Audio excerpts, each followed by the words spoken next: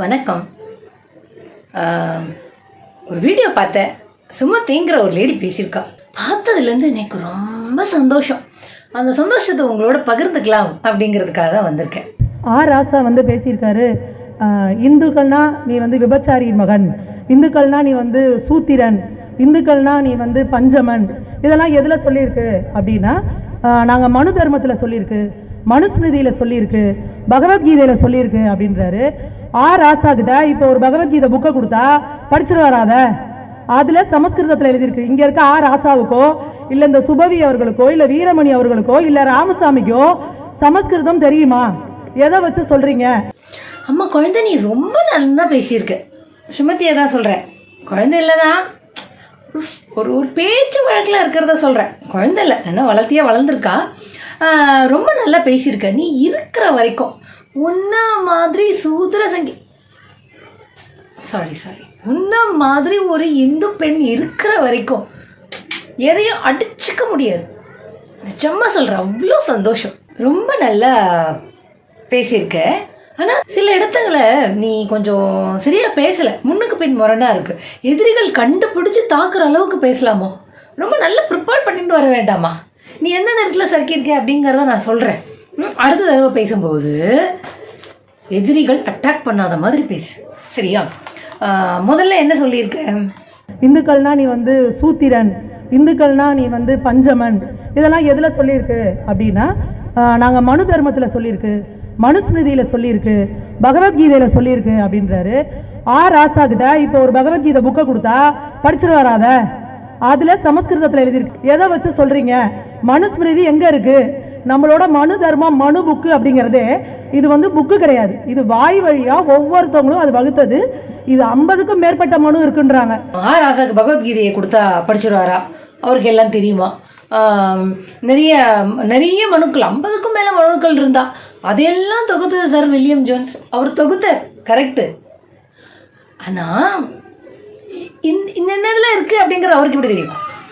யார் கொடுத்துருப்பா? அது ஒன்று இருக்குல்ல, அவர் தொகுத்தார்.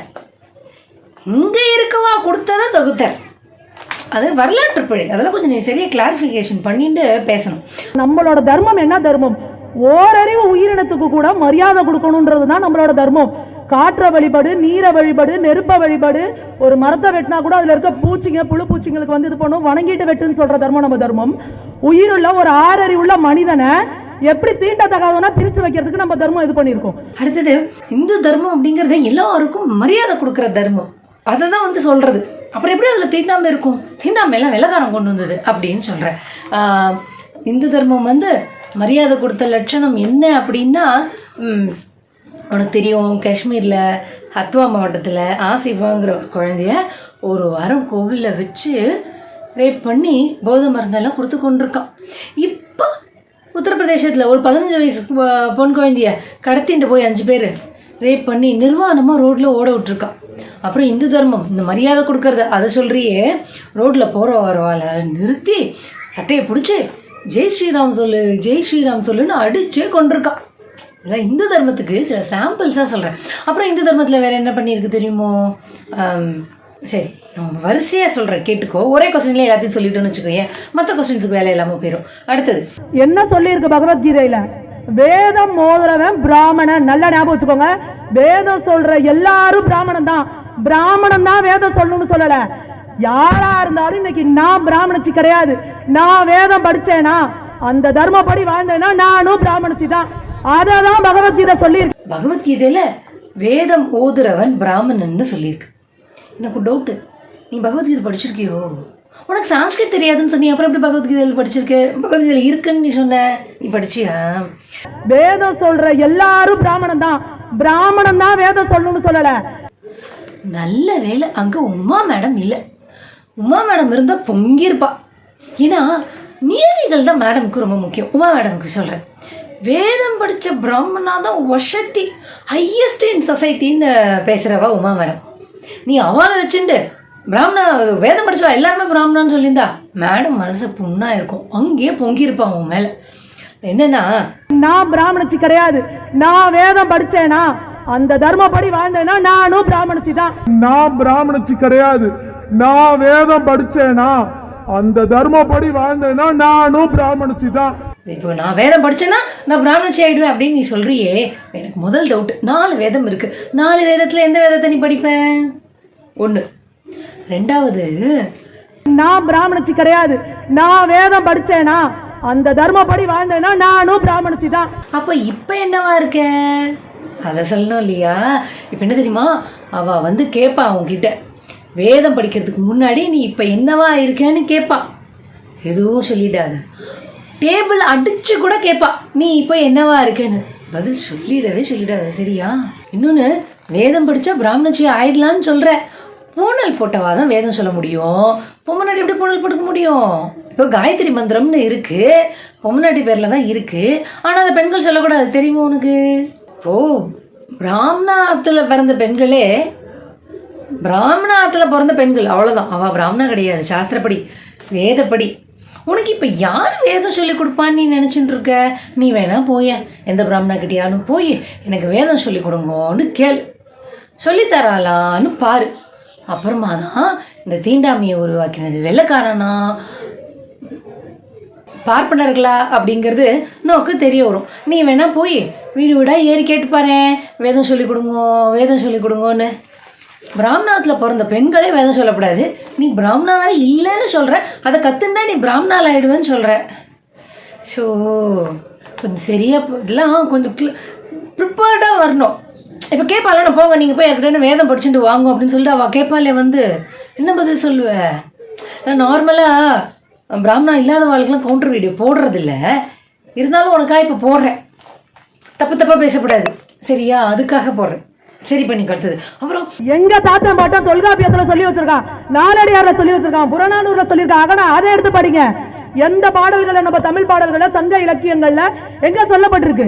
தாழ்த்தப்பட்ட பத்தி சொல்லப்பட்டிருக்கா? எங்கேயாவது சங்க இலக்கியத்துல சொல்லியிருக்கா, அப்படி சொல்லியிருக்கா, இப்படி சொல்லியிருக்கான்லாம் நீ கேட்குற. Good question. சங்க இலக்கியத்துல தீண்டாமை சொல்லியிருக்கா?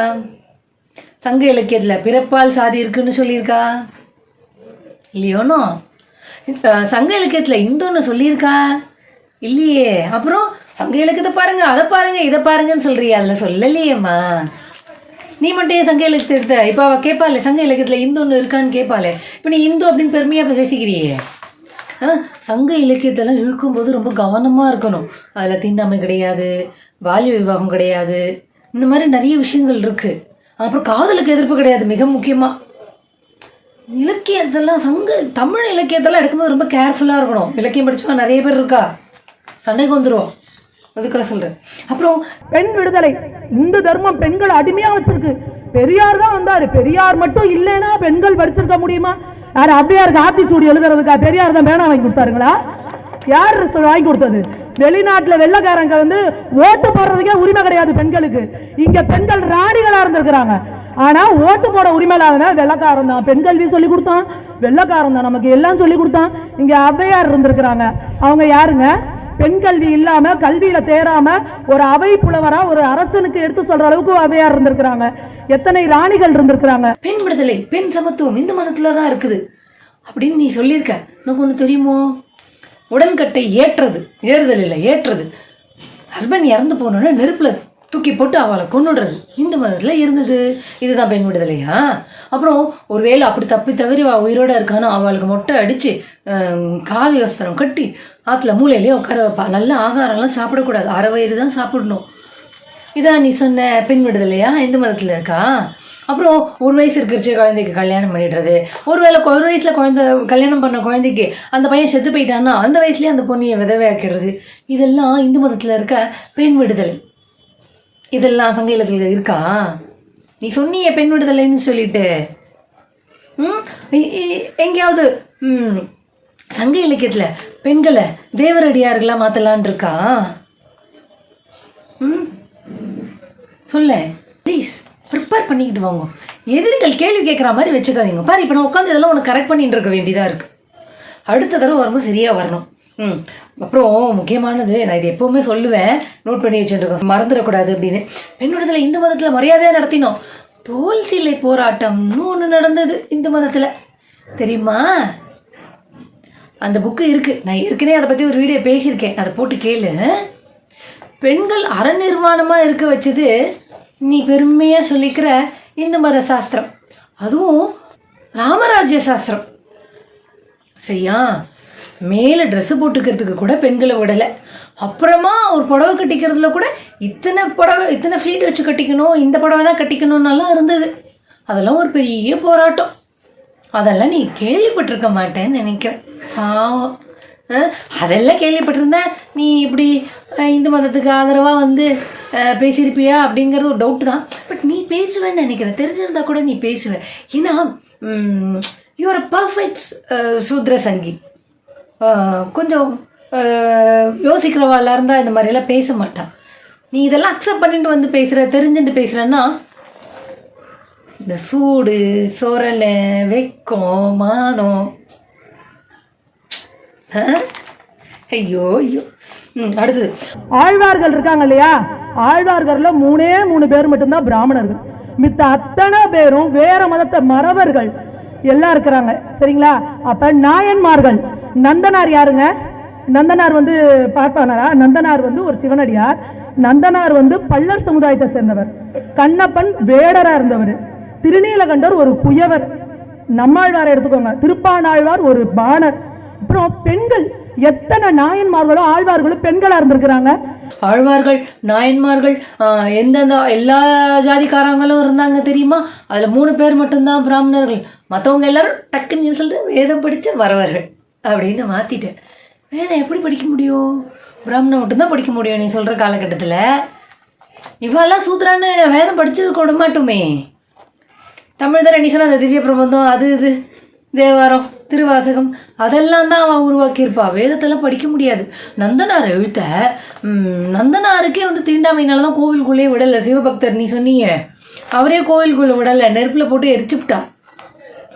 நீ நந்தனாரெல்லாம் எடுத்துகிட்டு வர. வெள்ளைக்காரன் நான் வந்து சொன்னான், நந்தனாரே நீங்கள் வந்து கீழ்ஜாதி கோவிலுக்குள்ளே வரப்படாதுன்னு. அவன் தான் போய் கழுத்து போட்டு கொடுத்துட்டானே, உங்கள் மத விவகாரத்தில் தலையிட மாட்டோன்னு பெரிய போராட்டம் பண்ணமே. ஐயோ அப்பா உங்கள் சங்காரத்தமே வேண்டான்னு கையெழுத்து போட்டு கொடுத்துட்டாளே வெள்ளைக்காராதான். அப்போது இங்கே இருக்கிறவால கோவிலுக்குள்ளே வரக்கூடாது, பகவானை பார்க்கப்படாது, அக்ரஹார தெருவில் நடக்கக்கூடாது, கோவில் இருக்க தெருவில் நடக்கக்கூடாது, பொது கிணத்துல தண்ணியை எடுக்கப்படாது, இப்படிலாம் சொன்னது யாரு? வெள்ளைக்காரனா? படிக்கக்கூடாதுன்னு சொன்னது யாரு? வெள்ளைக்காரனா? சும்மா கேட்டு. மித்த மதங்கள்ல பெண்களை கோவில்களுக்குள்ளேயும் நுழைய விடுறது இல்ல, தெய்வமாவும் இது பண்றது இல்ல. இந்த லட்சணத்துல நாங்க வந்து அவங்கள தெய்வத்தை தன்னோட சரிபாதியா கொடுத்து வச்சிருந்தார் சிவபெருமான். பிற மதத்துல பெண்களை ரொம்ப இழிவா நடத்துறாங்க, இந்து மதத்துல தான் ரொம்ப பெருமையா நடத்துறாங்க. பிற மதத்துல எல்லாம் கோவிலுக்குள்ளேயே விட மாட்டாங்க. நீ பாத்தியா? அங்கெல்லாம் போகலாம், அங்க போய் பெண்கள் வந்து தொழுகலாம். விருப்பம் இருக்கவா போகலாம், விருப்பம் இல்லாதவா போக வேண்டாம். நேரம் இருக்கிறவா ஒழிஞ்சவா போகலாம். இப்படிதான் ரூல்ஸ் சொல்றது.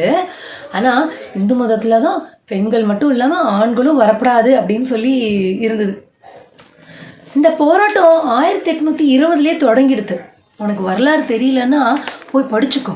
ஆமாம், அப்போது வெள்ளைக்காரன் நான் வந்து கோவிலுக்குள்ளே வரக்கூடாது, தீட்டாயிடும், பிராமணால பார்க்கக்கூடாது, வேதம் சொல்கிறத கேட்கப்படாதுன்னு எல்லாம் சொன்னது. நீ வேணா ஒன்று பண்ணு, வேதம் சொல்லிக் கொடுங்கன்னு யாரையாவது 4 பேர்கிட்ட போய் கேள, மறந்துடாம கேளு. நமக்கு சமஸ்கிருதம் தெரியல, நம்ம வேதங்களை படிக்கல, நம்ம புராணங்கள்ல இதிகாசங்கள்ல என்ன சொல்லியிருக்குன்னு நம்ம தெரிஞ்சுக்கல. அதனால நம்ம தாத்தன் பேரு என்னன்னு நமக்கு தெரியலனா அவன் வேற ஒருத்தர் நம்ம தாத்தன்னு சொன்னா நம்ம தலையாட்டிட்டு போயிட்டே இருக்க வேண்டியதான். அந்த நிலைமை தான் இன்னைக்கு நமக்கு நடந்துகிட்டு இருக்கு.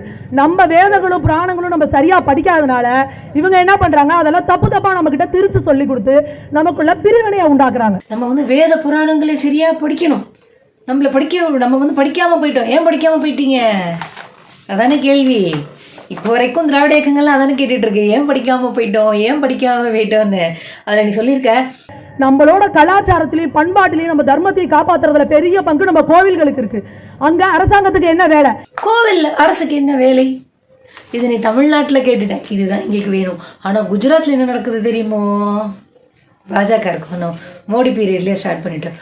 இருக்கிற கோவில் எல்லாத்தையும் அரசுடைமையாக்கினர்.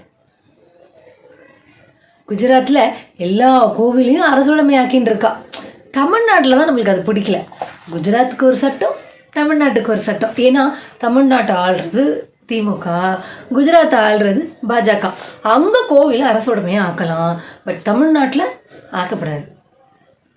இது உனக்கு யாரோ சொல்லி கொடுத்துருக்கா, அதை நீ அப்படியே வந்து இங்கே கக்கிற. என்ன தெரியுமா விஷயம் தெரிஞ்சுக்கோ, பிஜேபி ஆள்ற மாநிலங்கள்லேயே கோவிலை அரசுடைமையாக்கின்னு இருக்கா. தெரிஞ்சுக்கோ, விஷயம் தெரிஞ்சுக்கோ. பார்த்துருப்பீங்க, ஒரு கிறிஸ்துவ ஒரு சகோதரன் அந்த பையன் இறந்து போயிட்டான். அந்த பையனை புதைக்கிறதுக்கு கல்லறையில இடம் கொடுக்க மாட்டேங்கிறாங்க. நீங்க தாழ்த்தப்பட்ட அவங்க மதம் மாறினா கூட அவங்களுக்குள்ள மாற்றப்பட்டவங்கன்னு சொல்லி அந்த அம்மா கதறுது. ஒரு வீட்டில் ஒரு குழந்தை இறந்துட்டா எவ்வளோ பெரிய துக்கம் அது. அந்த குழந்தைய புதைக்கிறதுக்கு கல்லறையில இடம் கொடுக்கலன்னா எவ்வளோ ஒரு கேவலமான ஒரு மனசுல இருக்கிறவங்க இவங்க. இந்து தர்மத்தில் இருக்கிற கல்வரைக்குள்ள போறதை பத்தி இவங்க பேசிக்கிட்டு இருக்கிறாங்க. ரொம்ப பொங்கியிருக்க, எனக்கே வருத்தமாக தான் இருந்தது அதை பார்க்கறச்சு. நிஜமாவே சின்ன குழந்தை பாவம், இடம் கொடுத்துருக்கணும், எல்லாமே சரிதான். நான் ஒன்று கேட்குறேன், இந்துன்னு பெருமையாக பேசிக்கிறியே, எல்லா இந்துக்களுக்கும் ஒரே சுடுகாடு இருக்கா? இப்போ நீ போய் போராட்டம் பண்ணுவியா? ஸ்டேஜ் போட்டு பேசுவியா? அங்கே பாருங்கள் கிறிஸ்டினுக்கு ஒரு கல்லறை தரல அப்படின்னு பேசுகிற மாதிரி, ஐயோ இங்கே பாருங்க இந்துக்களுக்கு வந்து ஒரே சுடுகாடு இல்லை, செத்து போயிட்டா தீண்டாமைன்னு அந்த பிணத்துக்கே தீண்டாமை பார்த்து இந்த தெருவுக்குள்ளே வரக்கூடாது அந்த தெருவுக்குள்ளே வரக்கூடாதுன்னு சொல்கிற, அது ரொம்ப தப்புன்னு மேடை போட்டு கண்டிச்சுட.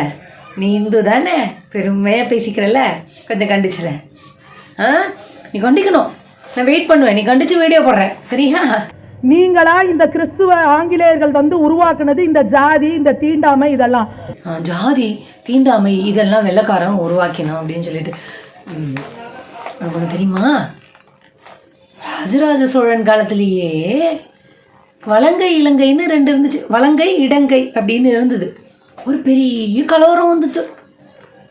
அப்போ வெள்ளைக்காரன் இருந்தானா? சரி, அப்போ ஏன் போவானே ஜாதி தீண்டாமைன்னு. இப்போ கர்நாடகாவில் தலித்துன்னு சொல்லக்கூடாது, தாழ்த்தப்பட்டவான்னு சொல்லக்கூடாது, அவள் வந்து எஸ்சி எஸ்டின்னு பட்டியலிடப்பட்டவான்னு சொல்லணும். பிசிஏ பட்டியலிடப்பட்டவா, எம்பிசி பட்டியலிடப்பட்டவான்னு இருக்கு, அப்படி தான் சொல்லணும். அதனால் நான் அப்படி சொல்கிறேன். இப்போது கர்நாடகாவில் எஸ்சி எஸ்டின்னு பட்டியலிடப்பட்ட பையன், ஒரு சமூகத்தை சார்ந்த ஒரு பையன் என்ன பண்ணியிருக்கான், கோவிலில் வேடிக்கை பார்க்குறச்ச அந்த பூஜை சாமானை தொட்டுவிட்டான். உடனே அந்த பையனுக்கு ஃபைனை போட்டுவிட்டான். கீழ் ஜாதிக்காரன் தொட்டுவிட்டான், தீட்டாயிடுதுன்னு சொல்லிட்டு.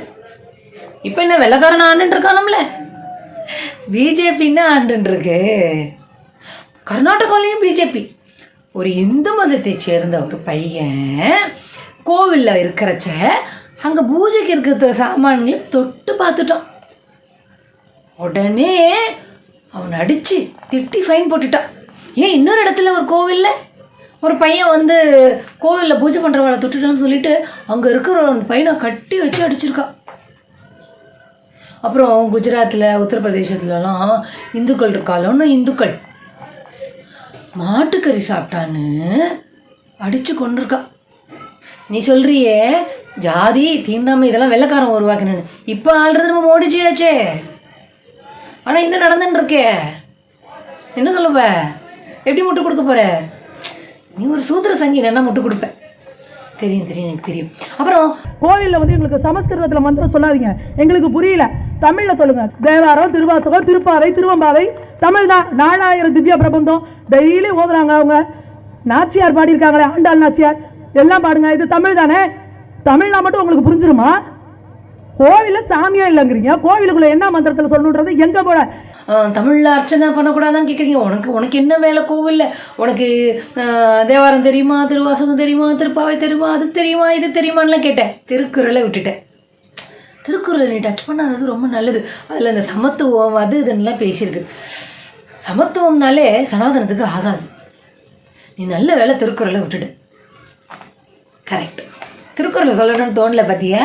இந்துன்னு பெருமையாக பேசுகிற, திருக்குறளை விட்டுட்டேன். எங்க கோவிலை கட்டின முப்பாட்டம் என்ன செய்யணும்னு சொல்லியிருக்கான், அதை தான் நாங்கள் செய்வோம். எதுக்காக எங்க ஆகம முறைகள்ல நீங்க தலையிடுறீங்க? எங்க முப்பாட்டன் கோவில் கட்டினான்னு சொன்னேன், நீ பிராமணா இல்லைன்னு சொன்ன. உங்க முப்பாட்டன் கோவில் கட்டினான்னு சொன்னேன். இப்போ பிராமணா கட்டலைங்கிறது குத்தி கட்டுறியா? இந்த கல் மண் தண்ணி எல்லாம் சுமந்து நாங்கள் எதுவும் கட்டலை, அப்புறமா மணியாட்டுறதுக்கு மட்டும் உள்ளே வந்துட்டோம் நீ குத்தி காட்டுற. ஆமாம், நீ யாருக்கு ஃபேவராக பேசியிருக்க? எங்களுக்கு ஃபேவராக பேசியிருக்கியா இல்லை மறைமுகம் உங்களுக்கு ஃபேவராக பேசியிருக்கியா? பேச மாட்டேன். ரொம்ப விசுவாசம்னு எனக்கு தெரியாது. சூத்திர சங்கி எப்போவுமே விசுவாசமாக இருப்பான். அதை சொன்னது எனக்கு கொஞ்சம் நெருடலாக இருந்துச்சு, வேற ஒன்றும் இல்லை. அப்புறம் எங்கள் முப்பாட்டன் தான் உருவாக்கினா ஆகமத்தைன்னு சொல்கிறியே, என்ன பசுக்குன்னு இப்படி சொல்லிவிட்ட? உங்கள் முப்பாட்டனுக்கு சான்ஸ்கிரிட் தெரியுமா? இருக்கிற ஆகமெல்லாம் சான்ஸ்கிரிட்டில் இருக்கே, உங்கள் முப்பாட்டன் எப்படி உருவாக்கியிருப்பா? இந்த மாதிரி ராங்காக கிரெடிட்லாம் எடுத்துக்கப்படாது. இன்னைக்கு ரொம்ப கோவம் வந்துடும் சொல்லிட்டேன். எத்தனை ஆகமம் இருக்குன்னு உனக்கு தெரியுமா? அந்த ஆகமத்தில் எந்த ஆகமம் ஆக்டிவாக இருக்குன்னு உனக்கு தெரியுமா? என்ன ராங் கிரெடிட், இந்த மாதிரி எல்லாம் அடுத்தவா உழைப்பெல்லாம் திருடிக்கப்படாது. இன்னைக்கு நான் இந்துவா இங்க நிக்கிறேன்னா என் தாத்தனும் முப்பாட்டனும் நான் இந்துவா இருக்கணும்னு உணர்வோட இருந்ததுனால நான் இந்துவா இருக்கேன். சர் வில்லியம் ஜோன்ஸ் உங்க முப்பாட்டனா?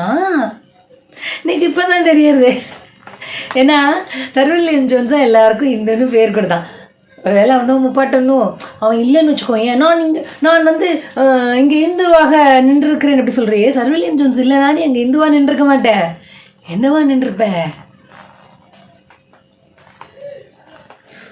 சூத்ரச்சியா நின்றுருப்பேன். அவன் பேர் கொடுத்தான், நீ இந்துவாயிட்ட.